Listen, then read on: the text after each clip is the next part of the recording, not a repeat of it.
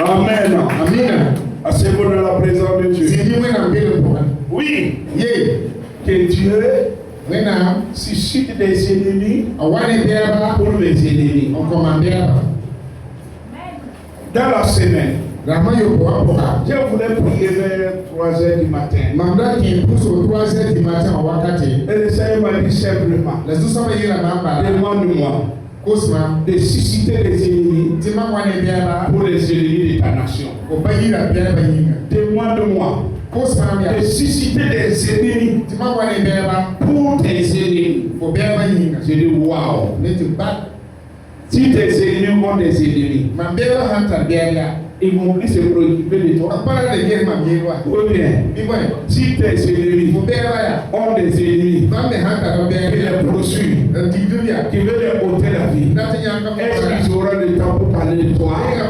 Il n'aura pas le temps. Alors que Dieu suscite des ennemis pour tes ennemis, qu'il suscite des adversaires pour tes adversaires. Au nom de Jésus-Christ, je dis au nom de Jésus-Christ, je dis au nom de Jésus-Christ, donc jusqu'à dimanche, le programme de la prière sur le WhatsApp continue. Vous avez beaucoup de sujets de prière pour chaque jour.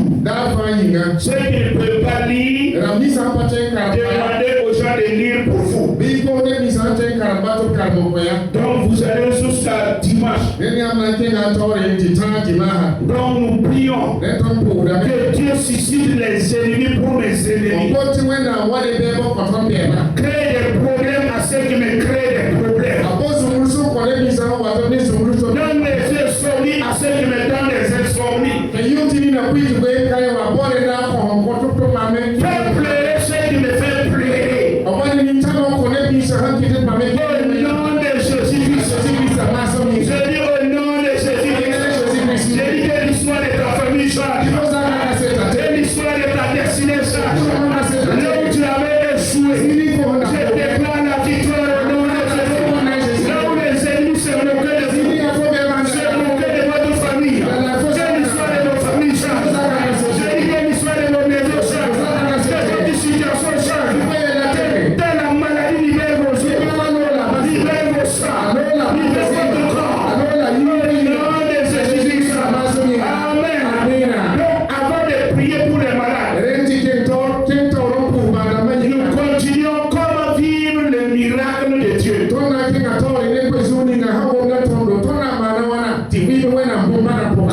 voir la main de Dieu dans ma situation. Nous avons vu le jeudi passé que l'homme qui veut vivre le miracle, qu'il détourne ses regards de ses problèmes pour regarder à Jésus-Christ. Qu'il enlève ses yeux sur sa situation pour la placer sur Dieu, pour faire confiance à Dieu. Et nous avons terminé avec l'histoire de Pierre. Pierre qui marchait sur les eaux. Pierre, il avait les yeux fixés sur Jésus. Donc la tempête s'est levée. Le vent s'est levé. Pierre n'a pas compris que c'est les yeux fixés sur Jésus qui donnent le miracle. Ce n'est pas les yeux fixés sur la tempête. Ce n'est pas les yeux fixés sur les problèmes. Mais fixés sur Jésus. Quand Pierre a ôté ses yeux pour regarder le vent, pour regarder les problèmes ont commencé à détruire Pierre. Les problèmes ont commencé à noyer Pierre. Les problèmes ont commencé à donner des troubles à Pierre. C'est ce qui veut dire, une fois que vous vous détournez de Dieu, pour vous asseoir, pour faire une équation de vos problèmes, pour méditer sur vos problèmes, vous n'aurez jamais la solution. Le miracle vient quand votre confiance est placée en Dieu. Le miracle vient. Quand vous voyez votre guérison, votre délivrance, à travers l'œuvre de la croix, à travers Jésus-Christ. Si vous voyez votre miracle en lui, c'est en ce moment que vous aurez le miracle. Et ce soir, le miracle est possible quand on obéit à la quand on obéit à l'ordre donné lié au miracle. Il y a les directives qui sont liées au miracle. Il y a des miracles instantanés. Et quand on dit ça arrive vite. Mais il y a des miracles qui sont liés avec des directives et qui te demandent de l'obéissance. Ça te demande de l'obéissance. Sans l'obéissance à la direction donnée, tu ne peux pas rentrer dans le miracle. Voilà pourquoi aujourd'hui, les gens veulent voir les miracles instantanés. Mais les miracles liés aux directives, ils ne donnent pas ça. Alors qu'aujourd'hui, Dieu agit sur les deux plans. Des miracles instantanés et des miracles directifs. Il y a des directives données pour vivre certains miracles. Voilà pourquoi nous devons faire très attention si nous voulons vivre réellement le miracle de Dieu. Dans 1 Roi chapitre 17, il y avait un temps de famine. Et l'homme de Dieu était dans le désert. Et dans le désert, il y avait les corbeaux qui le nourrissaient. Et il buvait l'eau du Torah. Il y a eu un moment, les oiseaux ne venaient plus avec la nourriture. L'eau aussi est aride.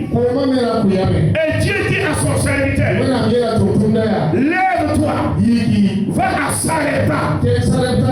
J'ai parlé à une veuve pour qu'il te nourrisse. J'ai parlé à une veuve pour qu'il te nourrisse. La Bible nous dit que l'homme de Dieu s'est levé pour aller comme Dieu a dit. Et